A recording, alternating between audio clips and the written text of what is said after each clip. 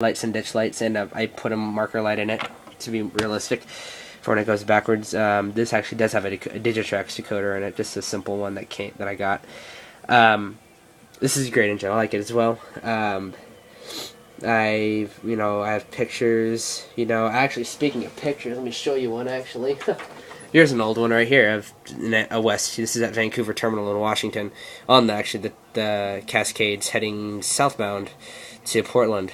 So I don't know what number this guy is. He's the 464. Yeah, 464. Anywho, so yeah, I like this paint scheme because it was blue and silver, and at the time, blue was my favorite color. So I've tended to run this engine with my F40 that's in this paint scheme as well, although they don't run together quite well because one's a Walthers and one's an Athearn. But anyway, it's another great running engine. I love how they look. I've always liked the F9s. They've been nicknamed called pigs, I think, as well. So I've always seen these on the Talgo and sometimes on the Coast Starlight. Okay, time to get into my P42s. I have another one I have to go yank out, but I'll do that in 1 second. Well, I guess I'll grab it right now. Was not ready for this. Inside too many trains. And of course I put it at the bottom. Dude, that's lovely. Oh god, come here, hooker. Oh no, I didn't put it at the bottom. I put it second to the bottom. Oh crap, where's it at? I don't even know where it's at now. Sorry about this, guys. Did not intend to have you guys holding up. My bad. Get a good look at my feet. Here we go. Okay. So this was my first of all Amtrak engines. This is pretty sad to look at it, but what can I say? When you're little, you have fun with them. So this is my P40 in the Phase 3 stripes. Number 52 that I put on because it didn't come with a number. This engine, this was my first, I guess my previously owned engine, or first owned engine myself. I remember taking this thing and running it through sawdust, pretending as I was running through snow. So this engine's been beat up quite a bit. It's been rebuilt a couple times. It doesn't have its original Athearn trucks on it anymore because they were bad. So I went and got Proto wheels from a Proto 2000 engine and put them on there. As you can see, it has just been messed with, grime, touched up and painted every left and right. It's just, this engine's seen better days. Ever since I ran it through sawdust, it's never ran this. It's always had this funny grinding sound. Even though the gearboxes and the worm gears and motors have been cleaned out, it's just never ran right. It still runs though. Will be my favorite engine of all times. So that's one of them. The next one I got was the Phase 5, which is the 207. In order, I really wanted to get a Phase 5 look one, and the only way to get it was by buying a whole complete train set. So it was either going to be $120 non-cash, or if I paid cash, it was only $100. So I spent the $100 and right after school and bought the set. So I got 3 extra Superliner cars, and then I got this engine. This one's a Athearn ready to run, but it doesn't come ready to run with DCC or anything like that. It does have headlights and ditch lights in it, and no markers at the moment. Will eventually. It's a good runner. I like it. It runs really smooth and nice. Runs great on my Empire Builder. And then, of course, I had to get the mother, which was number 28, to go with it.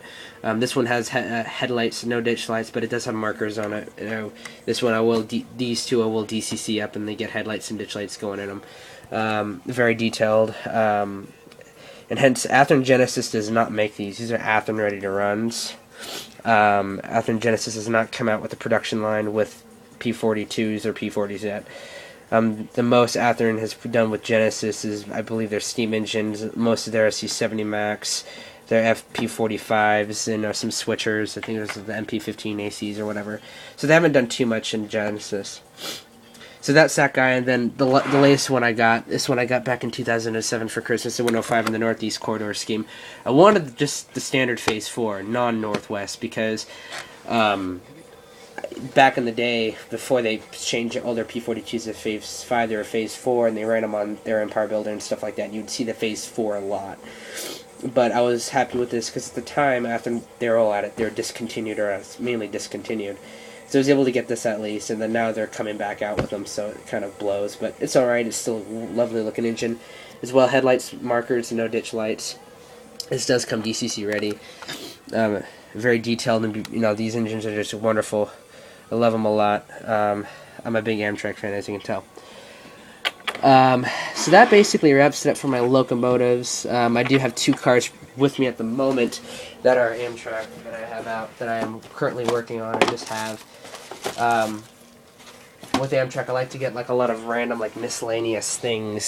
So this is a Kato MHC, or material handling car, that they have. It does not have the postal service thing on it. Very nice. This car I especially like because it's mainly the detail, but I just get the cool feeling when you get the turning journals. You can't even see that, can you? Horrible lighting in here. There you go. Sort of. I know, I think that's the coolest detail because I actually turn just like the real things. I kind of trip out with that. That's why I've been trying to get all Kato wheel sets on my freight cars, because all the journals turn. I think that's the coolest thing, Very detailed car. I put on some air hoses and MU cables. You can get an optional marker light kit that goes in the bottom here.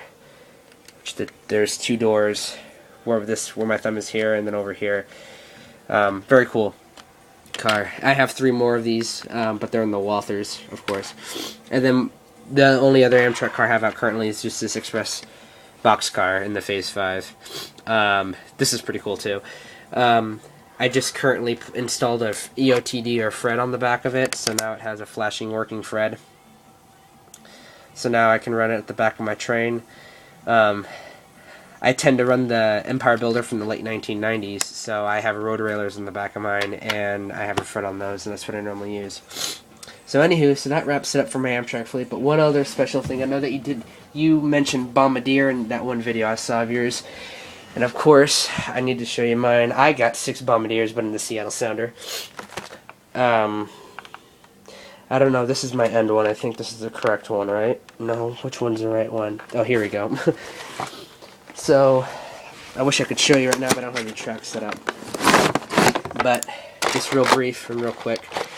I do have the Seattle Sounder, and this is one of my pride and joy passenger trains. It took so long to get this damn thing. First I ended up getting the cars, and I was able to get the engine of the F59 PHI.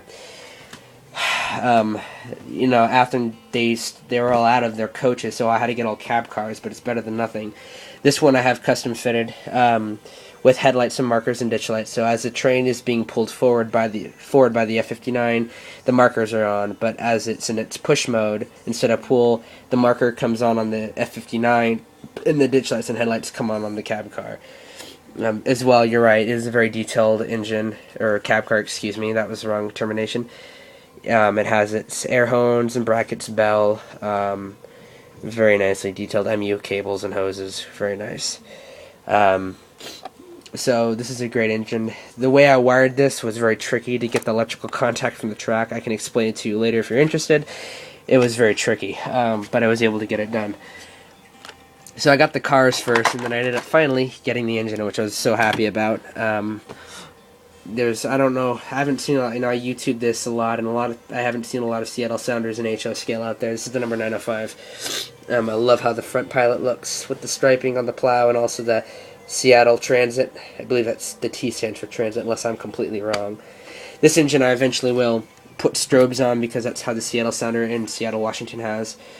They have 2 strobes here on the top. Same thing with the cab car, they'll have strobes. So what eventually I'll probably end up doing is putting strobes on it, and then also on the cab car, and we'll DCC it up. We'll see what happens. Anywho, so there's my lovely rolling stock of all my cars, locomotives. I will post my cars for you next week, so you can see what rolling stock I have, and you will see those amp fleet cars that I have. Like I said, they're just old school Bachmann ones, but they're lighted. I think one I put a marker light in it. It just has 1 marker light, not 2. And they have kitty couplers and they're ready to run. I think I also have a Walthers one too that I'm willing to sell, because I'm trying to do the newer Bachmann ones, because I have one in Phase 5, and I'm trying to get those, and also trying to get an HPP 8 in the electric, because that's the train I want to run. Anywho, so yeah, once again, this was a shout out going to EMDSD14R.